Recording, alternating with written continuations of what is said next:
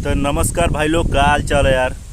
सब बढ़िया हुई भाई तो लोगन का हैं, लेकिन हमारे बढ़िया ना भाई हो ना। अरे यार मतलब तीन सपोर्ट कर जब भाई साहब वीडियो के हमारे भोजपुरी भाषा में जो ना हम वीडियो बनाना चालू कर दिली। मतलब पहले जो ना कि हम बहुत वीडियो बनाए भाई हिंदी में, ठीक हो, हिंदी भाषा में मतलब हम बहुत वीडियो बनाए हैं। वैसे हम बता दी तो लोगों से कि हम आजू से ना बनाओ मतलब 2 साल हो गए हमके वीडियो बनाते हैं यार। परेशान हो गए वीडियो बनाओ लेकिन ना साला वायरल हो ना कुछ हो। सपोर्ट वपोर्ट कर जाए यार। यूपी बिहार के तो लोगन भाया हुआ भोजपुरी बोले में कोनो दिक्कत ना हो चाहिए, कोनो शर्म ना हो चाहिए हैं। अपनो भाषा के लोगन ना प्रमोट करवा तो कौन भाषा प्रमोट करवा।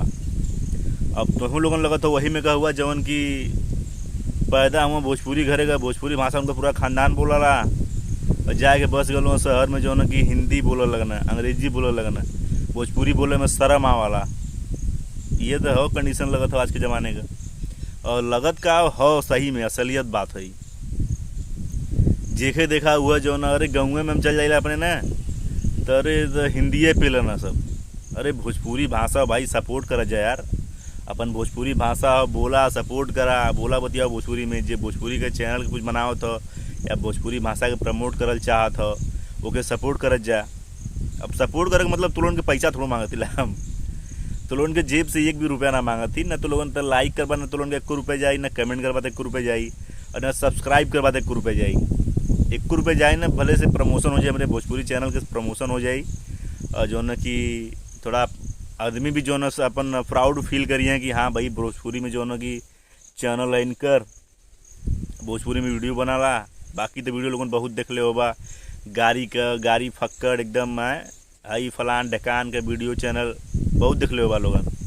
लेकिन तनी अपने भोजपुरियो चैनल के जो ना सपोर्ट कर दीजिए यार, सपोर्ट कर जा। बाकी अब का बताई तो लोगन के 2 साल से जो ना वीडियो बनाओ थी, 2 साल से यार यूट्यूब पे काम करत थी जो ना सफलता मिलबा ना गल। और सफलता मतलब सफलता का होला कि तू वीडियो बनाओ, तू साल भर मेहनत कैला, 2 साल मेहनत कैला तो वीडियो चल लगल, 1,50,000 जना हर वीडियो पे देखे लगना, तो सब्सक्राइब बढ़ लगना, सब्सक्राइबर बढ़ लगना, ये कुल होला। अब तो लोगन भाई वीडियो हमारा सपोर्ट ना करबा, ना तो लाइक करबा, ना कमेंट करबा, ना शेयर करबा, ना चैनल के सब्सक्राइब करबा, तो कहाँ से जो ना कि हमारा हौसला थोड़ा आगे बढ़ी है। ऐसे ही जो ना कि बहुत जने डिमोटिवेट होके जो ना एकदम थोड़ा छोड़ देना। और हम डिमोटिवेट होके जो ना एप्पा खोल लेला चैनल, ये जो हमारा यूट्यूब चैनल है ना भोजपुरी वाला, ये हम डिमोटिवेट होके भी खोल ले। ये बोलते कि हम तो लोगों से जैसे बतौले भाई हैं कि 2 साल से हम वीडियो बनाते लेकिन कोनो वायरल ना होता।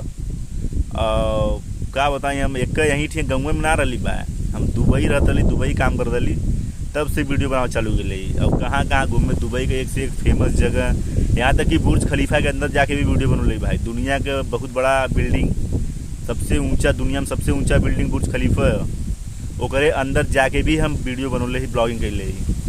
तब बाकी तो लोगों समझ सकल दुबई में और बहुत से फेमस जगह वहाँ जाके वीडियो बनौले ला, लेकिन ना चलो। अरे बतवा घरे का आदमी तो देखबे ना करतन, घरे का आदमी देखबे ना करतन तो बहरे कहाँ से देखिए, ये बात है।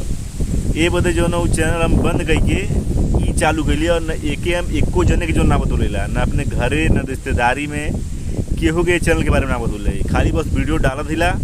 अगर संगी साथी लोगों के यूपी बिहार वालन का अपने भोजपुरी भाषा वालन का सपोर्ट मिल जाए ना, तब में उतना बहुत हो, ठीक है। अब खाली वीडियो जो ना अकेले वाली बगीचा में जो ना सपोर्टे बदे कहे तो लोगन के हाथ जोड़ के विनती होती है, सपोर्ट वोट कर दे चलोगे, सपोर्ट करते अपने भाई के भैया समझा अपन, फिर सपोर्ट वोट करा यार। बाकी चैनलवा के प्रमोशन हम करत रह, भोजपुरी में बनाई देखा, दुबई कलकत्ता बिहार लंदन कहाँ कहाँ जा, भोजपुरी में हमारा ब्लॉग बनी है बेपा। बाकी लोगों ने पहले सपोर्ट तो करत जा, सपोर्ट करत जा लोगे। चला तब अगले वीडियो में बदला बताओ दे अपन के कहानी तो लोग। और ऐसा ही ना भाई हम शुरू के लिए वीडियो बनाई आजू से ना, मतलब पहला वीडियो ही हमारा ना। अरे हम करीब 1000 वीडियो बना के डाल चुकली भाई। एक ही चैनल जनबा करला कि जो नया नया यूट्यूब चैनल खोला ला, तो एक चैनल तो खोलत ना, बहुत चैनल खोला ला। तो ये तो कहानी हो यार। बाकी सपोर्ट करा भैया लोग, सपोर्ट करा। और मिलत ला अगले वीडियो में, तब तक बदे राम राम, नमस्कार, बाय बाय।